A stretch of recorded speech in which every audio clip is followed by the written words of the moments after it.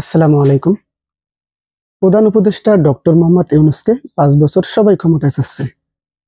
এখন দেখেন জনপ্রিয় সাংবাদিক পিনাকি ইলিয়াস ওনারাও কিন্তু ৫ বছর ক্ষমতায় চাচ্ছে, যদিও ইলিয়াস হোসেন একটু আলাদা রকমভাবে কথা বলছে, কিন্তু পিনাকি ভট্টাচার্য একেবারেই ৫ বছর ক্ষমতায় চাচ্ছে।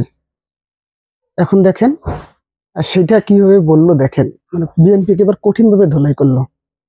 সেটা কিরকম ভাবে নির্বাচন চাচ্ছে যে এমনিতে তো ধোলাই করছে এর আগেই।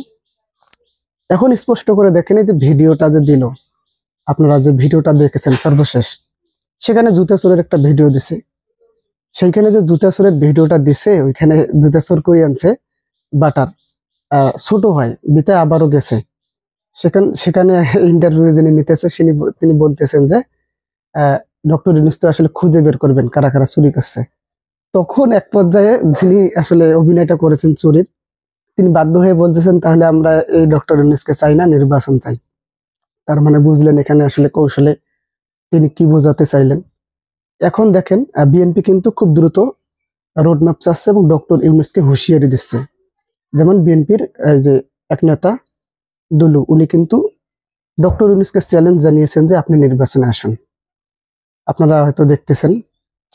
এখন দেখেন দ্রুত রোডম্যাপের জন্য বিএনপি কি করতেছে। বিএনপির স্থায়ী কমিটির সদস্য সালাউদ্দিন আহমেদ বিএনপি প্রধান উপদেষ্টার সঙ্গে বৈঠক নির্বাচনের সুনির্দিষ্ট রোডম্যাপ চাইবে বলে জানিয়েছেন দলটির স্থায়ী কমিটির সদস্য সালাউদ্দিন আহমেদ বলেন, নির্বাচন নিয়ে নানা মহলে ধোঁয়াশা সৃষ্টি হয়েছে। আমরা প্রধান উপদেষ্টার কাছে নির্বাচনের সুনির্দিষ্ট রোডম্যাপ চাইব। তার মানে এর আগে একটা ঘোষণা দিয়েছিল যে প্রধান উপদেষ্টার সঙ্গে আরেকবার বৈঠক করবে বিএনপি। এরপর যদি ডক্টর মোহাম্মদ ইউনূস সুষ্ঠুভাবে মানে সুন্দরভাবে যদি নির্বাচন না দেয়, মানে বিএনপির কথা অনুযায়ী, মানে বিএনপি নির্বাচন চাচ্ছে কথা অনুযায়ী যদি নির্বাচন না দেয়, তাহলে কিন্তু ডক্টর ইউনূস পতনের আন্দোলনে বিএনপি যাবে। এটা আপনারা হুঁশিয়ারি সংকেত শুনে আসতেছেন। এখন দেখেন সর্বশেষ যে বৈঠক, এই বৈঠকটা করতে যাচ্ছে বিএনপি এবং রোডম্যাপ ঘোষণার জন্য। এবং আমি আপনাদেরকে দেখাচ্ছি আরো দুলু ডক্টর ইউনূসকে কিভাবে হুঁশিয়ারি দিলেন যে পারলে আপনি নির্বাচনে আসেন, যেমনটা হুঁশিয়ারি দিয়েছিলেন মিজানুর রহমান আজহারীকে। এখন দেখেন তিনি জানান, বিভিন্ন ইস্যুতে প্রধান উপদেষ্টার সঙ্গে সাক্ষাতের সময় চেয়েছে বিএনপি। ডক্টর ইউনূসের সঙ্গে আলোচনার পরেই পরবর্তী সিদ্ধান্ত নেবে দল। এ সময় সংবিধান সংস্কার নিয়ে বিএনপির অবস্থান স্পষ্ট করে তিনি বলেন, পঞ্চদশ সংশোধনীর পূর্ব ব্যবস্থা চায় বিএনপি, কিন্তু ধর্ম নিরপেক্ষতা বাতিলের বিষয়ে কোনো প্রস্তাবনা দেওয়া হয়নি বিএনপির পক্ষ থেকে। তার মানে ধর্ম যে নিরপেক্ষতা, এটা এরকম একটা বিতর্কতা চলছে, এটা নিয়ে বিএনপি আসলে ওইটাই চায়, এটা বিএনপি স্পষ্ট করে বলেছেন। এখন দেখেন বিএনপির বিএনপি নেতা দুলু কি বললেন, ডক্টর ইউনূসকে কি বলে হুঁশিয়ারি দিলেন। ডিসেম্বরে নির্বাচন ঠেকানোর সাহস কারো নেই, মানে ডিসেম্বরে স্বয়ং ডক্টর ইউনূসেরও নেই, বা যাই লাফালাফি করে না কেন কেউ, ডিসেম্বরে নির্বাচন ঠেকানোর কেউ নেই, এই হুঁশিয়ারি সংকেত দিলেন দুলু। বিএনপির ভাইস চেয়ারম্যান শামসুজ্জামান দুদু বলেছেন, নির্বাচন হবে, নির্বাচন ঠেকানোর মতো সাহস কারো নেই, তবে এই বছরের ডিসেম্বরের মধ্যে নির্বাচন হতে হবে। এটা এখন আমরা দাবি করছি, কিন্তু আমরা প্রমাণ করে ছাড়বো ডিসেম্বরে নির্বাচন দিতে হবে। দেখেন এর আগে বিএনপি লাফালাফি করতেছে, অনেক নির্বাচনের রোডম্যাপ ঘোষণার জন্য অনেকভাবে সরকারকে চাপ দেওয়ার চেষ্টা করলো।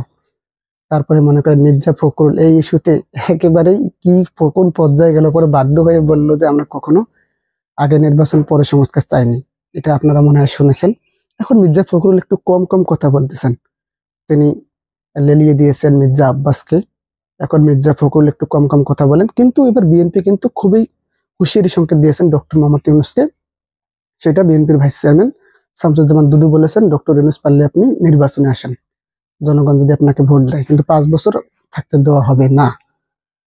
দেখেন বুধবার জাতীয় প্রেস ক্লাবের নাগরিক অধিকার বাস্তবায়ন পরিষদের উদ্যোগে সংস্কার, জাতীয় নির্বাচন এবং আগামী বাংলাদেশ শীর্ষক আলোচনা সভায় তিনি এসব কথা বলেন। এ সময় তিনি অন্তর্বর্তী সরকারের উদ্দেশ্যে অনেক কিছু বলেন।